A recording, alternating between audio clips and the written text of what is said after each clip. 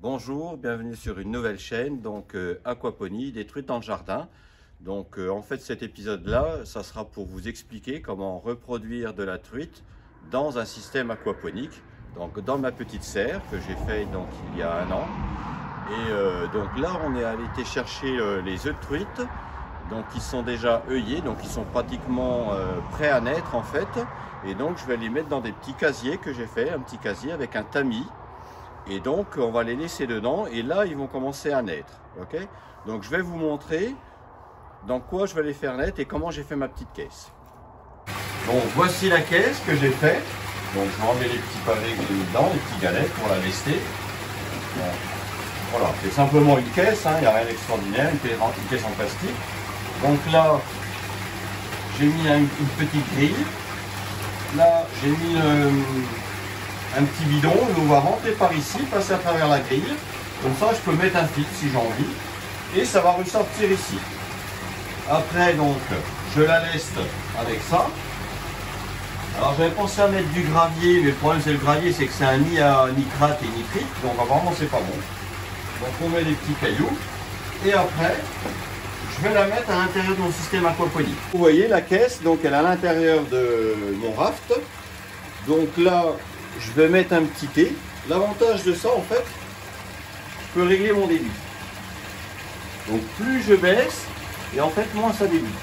Donc au début, on n'a pas besoin d'un gros débit, puisque en fait, comme on ne nourrit pas les truites et qu'elles sont, comment dire, elles sont dans les œufs, quoi, en fait, ça pollue pas beaucoup. Dès que ça va commencer à polluer un peu plus, quand elles vont éclore, avec l'albumine des œufs, et ben, je vais mettre un peu plus de débit. Donc là, mais juste ça. Là, j'ai acheté ça pareil par correspondance, je sais plus.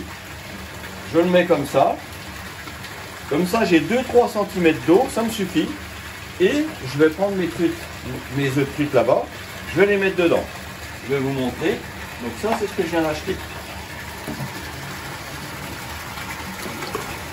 Voilà. Je ne sais pas si vous pouvez voir. Donc là, ils sont prêts à éclore. Donc je vais les mettre, je vais les tempérer un petit peu déjà. Ils prennent la température, ils ont déjà tempéré 10 minutes, mais bon, on va les laisser un quart d'heure.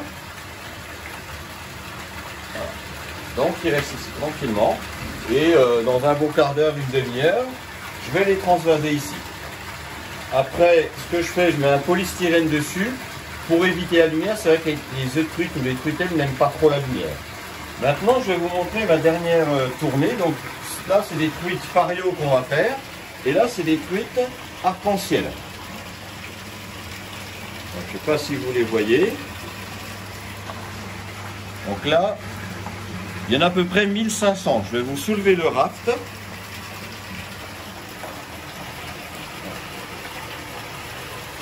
Voilà.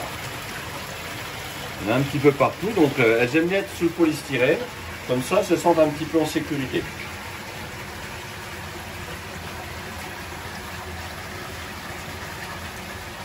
Donc mes fraisiers en fait sont pas en très bon état parce qu'en fait j'ai fait des analyses la semaine dernière et en fait j'ai un taux de nitrate qui est trop bas, mon système est trop gros. Par contre, pour la reproduction de truites, c'est vraiment bien parce que j'ai un taux de nitrate très bas et donc l'eau est vraiment nickel, elle a tout ce qu'il faut. Voilà. Donc là, je ne sais pas si vous aviez déjà vu, je vous remonte un petit peu. Donc là, c'est les bacs de culture avec des billes d'argile. Il y a à peu près 750 litres de chaque côté. Les deux diffuseurs. Voilà. Donc en fait, durant tous ces épisodes, je vais essayer toutes les semaines ou tous les 15 jours vous faire un petit topo de où en est le grossissement des truites, comment ça avance et tout ça. Là actuellement, ces petites truitelles sont nourries 8 fois par jour. J'ai 2 distributeurs qui distribuent chacun 4 fois et à 1 heure d'intervalle chacun. Comme ça, donc elles ont de la nourriture tout le temps. En fait, la difficulté, c'est de leur donner à manger tout le temps. Donc le but de celle-ci, ça sera pour la consommation. Les farios, ça va être de les relâcher en rivière. Et donc ma vidéo, c'est pour montrer que chaque pêcheur ou chaque société de pêche peut produire chacun ses alevins, ses truitelles, voire ses truites, sans forcément être raccordé à l'eau. Nous, on n'est même pas raccordé à l'eau, puisqu'on est sur une réserve d'eau que j'ai fabriquée. Donc on n'est même pas branché à l'eau courante. et je reproduis comme de la truite dans mon système aquaponique. Donc comme vous voyez, donc, on les a acclimatés. Donc là maintenant, je ne sais pas si vous remarquez, on a quelques œufs qui sont tout blancs. Donc en fait la plus grande difficulté, c'est pour ça que moi j'achète déjà des œufs qui sont œillés. En fait, je me suis un peu passé comme ça de tout ce qui est, comment dire, enlever les œufs tous les jours. Comment dire, tous les œufs blancs sont des œufs qui sont avortés. Voilà, donc vous voyez là, je suis en train d'en prendre un. Voilà, donc là il est mort celui-là. Donc hop, je le donne aux grosses truites, elles vont bien le manger. Donc voilà.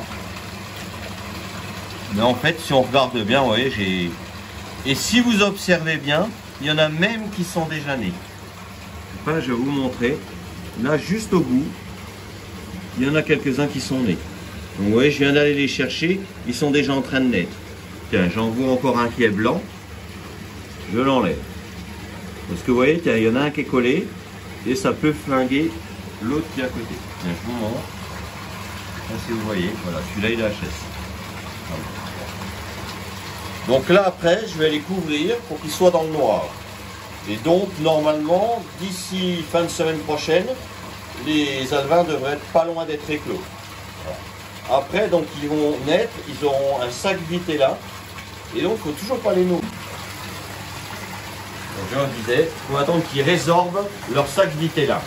Une fois qu'ils vont l'avoir résorbé, eux, ils vont chercher une goutte d'air à un moment. Ils vont commencer à vouloir nager, donc ils vont monter à la surface et gober une bulle d'air pour pouvoir flotter. Et donc là, on leur dit toujours, c'est une deuxième naissance, c'est à partir de là qu'ils peuvent nager et évoluer tranquillement. Et là, on peut commencer à les nourrir, mais doucement quoi. Et vraiment, l'ennemi, c'est vraiment les nitrites pour les poissons. Donc il faut éviter de trop nourrir, parce qu'après, on peut se retrouver avec plein d'aliments au fond. Et là, après, ça moisit et c'est pas bon pour les truites. Je vous montrerai donc par la suite, fin de semaine prochaine, je vous montrerai où c'en est, l'évolution et tout ça. Bon, bah bientôt.